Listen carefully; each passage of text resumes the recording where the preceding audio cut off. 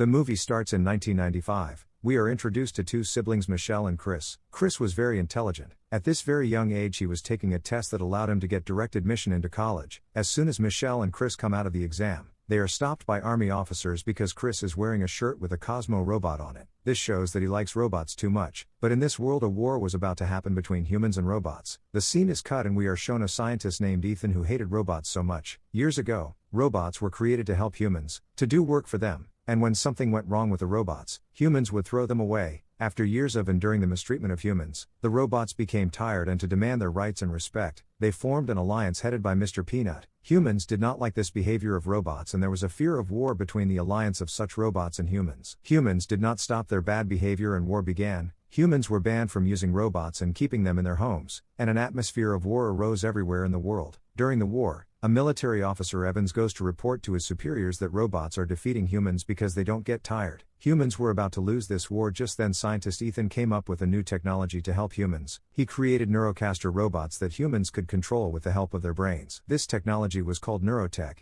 In it, humans wore neuro helmets on their heads and with the help of them, they started fighting by controlling the neurocaster robot. They were just like the other robots. They did not get tired and in just a few weeks, with the help of this new technology humans won this war against robots. Major Mark received the award for killing the most robots in this war. After the war ended, humans made a deal with the robots, according to which they have to be imprisoned in a facility instead of being destroyed. As time passed, scientist Ethan advanced his neurotechnology even further and divided the human mind into two parts and attached both parts to the neurocaster at the same time. That means a human could handle two neurocaster robots at the same time. With the help of his single brain, he could perform multiple tasks on two neurocasters at the same time. Humans also had the option to attach one part of their brain to the neurocaster robot and enjoy their life with the other second part. That's why people like this advanced version of technology so much and people all over the world started using this technology. Even in schools, the use of neurotech was taught. Now the scene cuts to 1994 and we see the main character Michelle who is living with her foster father. When Michelle comes to school, we are shown that all the children are being taught with the help of neuro helmets. But Michelle doesn't use the neuro helmet because she likes her human version. Michelle is called to the principal's office for not following the rules. The principal tells Michelle that if you don't follow the school rules, I will have to complain to your mom. Then Michelle told the principal that her entire family had been killed in an accident. The principal was very saddened to hear that and advised her to undergo neurotherapy with the help of a neuro helmet, as it would make her feel better. But she doesn't like technology and artificial things. Now in flashback Michelle was remembering the day they had that accident. A deer had come in front of their car, and the car crashed while trying to save it. Michelle's condition was also critical after the accident. She regained consciousness in the hospital and then saw a doctor wearing glasses in front of her. She was scared and woke up from her dream. As soon as she opened her eyes, she slowly felt that someone was trying to sneak into her house. While scared she hid under the bed. Whoever it was, came into her room. It was a Cosmo robot who picked up the bed and found her. Then Michelle threatened to kill him. The robot pointed at his head and told her to connect a wire. Michelle connected the wire. Then the robot started speaking and said, "I am your brother." As soon as he said that, he suddenly fell down. When she looked back, Michelle's foster dad had come and attacked him. In this era, humans were banned from owning robots. He tells Michelle to get this robot out of the house immediately. Michelle steps forward and tells him that it came into the house because of your carelessness. Seeing her rudeness, he attacks on Michelle. Seeing this, the robot gets angry and attacks Michelle's foster dad. This attack sent him crashing into the wall and he fell. He was about to inform the police, but before that, Michelle knocked him unconscious and then left the house with her Cosmo robot. After going a long way, Michelle stops on the way and asks Cosmo robot that why were you saying that you are my brother? Do you have the consciousness of my brother? The robot answers yes. Michelle gets emotional and asks him, "Where is my brother's body?" He points to her and explains that the doctor wearing glasses knows about your brother's body. Michelle realized that it was the same doctor who had told Michelle that your brother is dead. Now Michelle opens a map and the robot points to a place and tells her that in the middle of that robot facility, we will find the doctor who knows about your brother's body. These people now leave for this place. On the way the robot sees that the condition of the humans here is quite bad because the humans got over dependent on neurotech helmets. They also used it as a drug. The condition of humans was getting worse and worse, and seeing this the Cosmo robot felt very bad. At this place we see a man named Evans, the same military officer who gave the bad news that humans are losing the war to robots, but he wasn't in a military uniform anymore. Maybe he was retired. Now he supplies illegal guns. He gives a gun to a neurocaster robot. As soon as it grabs the gun, the neuro robot refuses to give him the money for the gun and instead starts threatening him with his own gun.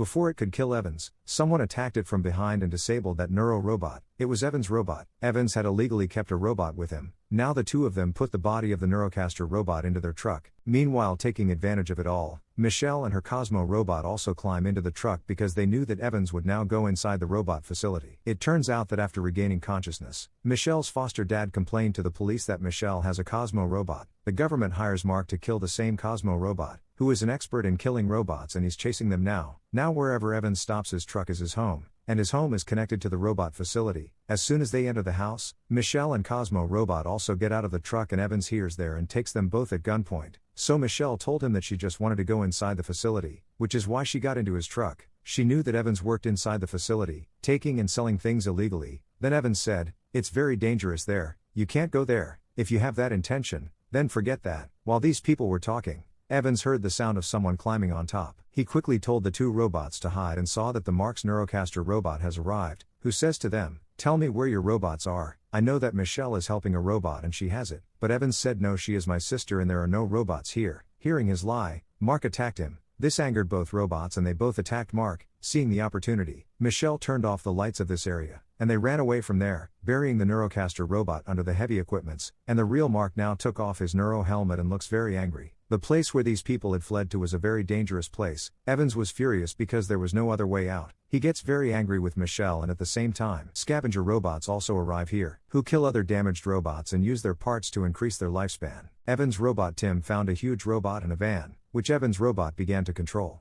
They were about to leave when Michelle asked him for help and said, "I know a doctor who lives here. He must know a way out of here. If you help us, you can also get out of here." Now Evans agrees to help them. These people sit in a van that the big robot was now carrying. Michelle asked Evans that from where he got this robot, and Evans said he got it during the war. "I was fighting a war against robots, and in that war both my legs were injured. Then this robot saved me, and today I am alive and can walk because of it. That was a great favor to me, that's why I always keep it with me. Since the war ended, we've been banned from keeping robots, so I'm hiding with it." The scene cuts to the scientist. While he was talking with his mother's consciousness, he noticed that his mother was losing her memory. When he investigated the cause, he found out that it was due to his neurotechnology. He comes to his lab in a rage and asks the doctor how our services are damaged. To which the doctor tells him that Chris has run away, with whose help we were running this neurotechnology. The scientist got angry and asked, "How can Chris run away? We have his body." Then the doctor said that Chris has put some of his consciousness into a robot and made it run away, which is why our neurotech is having problems. Ethan was furious and told his doctors to find this robot immediately, otherwise his company will be bankrupt. Ethan now went into the world of nanotech himself and contacted Marcus and told him to help me. "One of my robot has ran away. Because of it my entire neurotech system was running. So catch it and I will give you the asking price." Mark says, "I'm already looking for this robot and a girl named Michelle." Ethan said, "Okay, you catch this girl, put her in jail, and give me the robot." Now because Mark's old Neurocaster suit was destroyed by Michelle and her friends, Ethan gave Mark a new technology Neurocaster suit for free. Then we are shown Michelle and all of them standing in a strange place. Suddenly someone attacked them by throwing a refrigerator at them, and Tim's big robot was injured. Soon many robots came and captured them and took them to Mr. Peanut, who is their leader. Michelle was surprised to see him and that he was still alive. Mr. Peanut asked, "What is your purpose in coming here? Humans often come here to kill us." Then Michelle said, "I didn't come to kill you or harm anyone. I just came to find a doctor who lives within this facility." Mr. Peanut said, "Yes, there is a safe house not far from here. Maybe he lives there." Mr. Peanut asks Michelle why she wants to find this doctor. She tells Peanut that I am actually trying to find my brother whose consciousness is inside this Cosmo robot, and I have received news that my brother's body is in Ethan company. Mr. Peanut was also worried that what they would do with a child in their facility. It is shown that Michelle and Evans are now ready to move forward. Then Mr. Peanut sends some of his military robots to help them.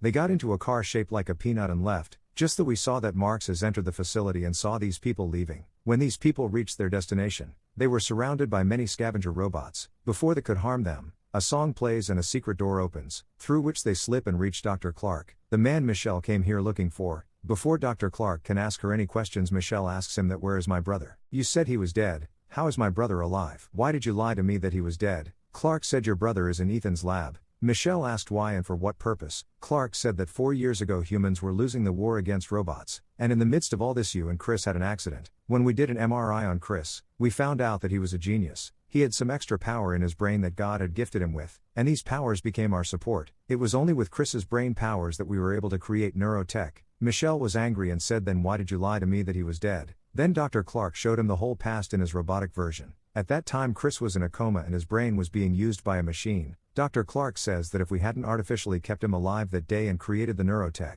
Chris would have been died too. Then Michelle said to him, "You should let him die, you wouldn't have used him so wrongly." Then the doctor told her that he wasn't completely dead. He was alive inside. One day he even tried to hold my hand, and the day I realized he was alive inside, I tried to shut down the neurotech program. But Ethan wouldn't listen and he fired me from his company. Clark says that I was the one who put consciousness of Chris inside this robot, which is why you are standing in front of me today. Michelle didn't feel sorry for him even after hearing all this. She asked him what was the ultimate reason for uploading his consciousness into a robot. Now he says, "I wanted Chris to create his own consciousness inside this robot and build a life with the robots, a family." Hearing this, Michelle started crying and says, "This is my brother, he was mine, I was his family, why did he need robots?" Evans was also very angry with the doctor after hearing this whole story. Evans started hitting him, and it was shown that Mark also reached the facility that Mr. Peanut gets scared of when he sees it on CCTV, when Mark arrives inside the facility after detonating a blast.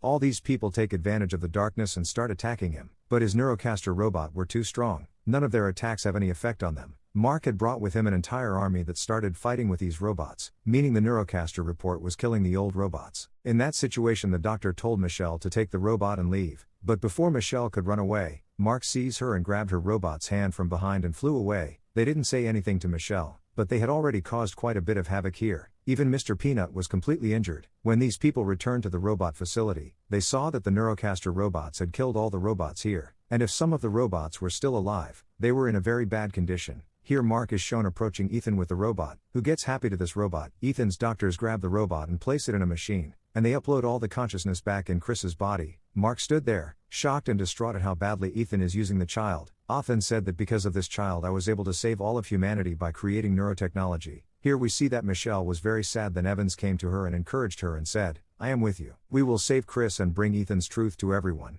Now his first mission was to get out of this facility, for which he came to a robot. This robot knows a way to get out. It told Michelle that the entire neurotech is running by your brother's brain, and if your brother regained his consciousness, the entire neurotech would shut down. Hearing this, Michelle says that's a good thing. We can shut down neurotech like this. Now this robot was ready to go with them on their mission. But Mr. Peanut said no. Peanut says we didn't want war before. We wanted respect and peace before, and we still want this. Michelle says that we are also going to fight for this, so we will try and fight for it one more time. Finally Michelle and all the robots convinced Mr. Peanut, and everyone became part of this mission. These people are now ready for their mission. They board a huge round sea ship and reach the city where Ethan's lab was. These people brought a huge robot with them which they used to pick up cars like toys and attack the lab. Sitting inside, Ethan had seen all of this and he orders to Mark to eliminate them all together with his army. Evans was controlling this large robot, and Evans was now faced with many advanced Neurocaster robots that tried to harm his robot, and eventually they destroyed it. Before Evans is killed in the robot's explosion, he jumps out of the robot. It was shown here that Peanut also came here controlling a very large robot, and all the other Cosmo robots also started fighting the Neurocaster robots here. While everyone's attention was on the war going on outside, Michelle took advantage and entered the lab. Michelle used her robot to scare all the scientists present there and drive them away, after which she put on a neuro helmet here that was connected to her brother. It is shown outside that Ethan came wearing his huge Neurocaster suit, with the help of which he started wreaking havoc here and started making explosions. Here Mark was beating everyone up, even coming face to face with Peanut. While Peanut was freed by beating a caster robot, Mark pointed a gun at it and asked that why are you fighting this war? Peanut said that there was nothing greater than freedom. He asks, not even death. Paint said if my death gives freedom to my comrades then I would rather die. Mark is impressed by what it says and tells that there is more humanity in you than in a human being. I met a human today who is less sensitive than a robot. He was talking about Ethan, who used a child so cruelly just to make his product successful. At this time Mark decided that he would no longer support Ethan,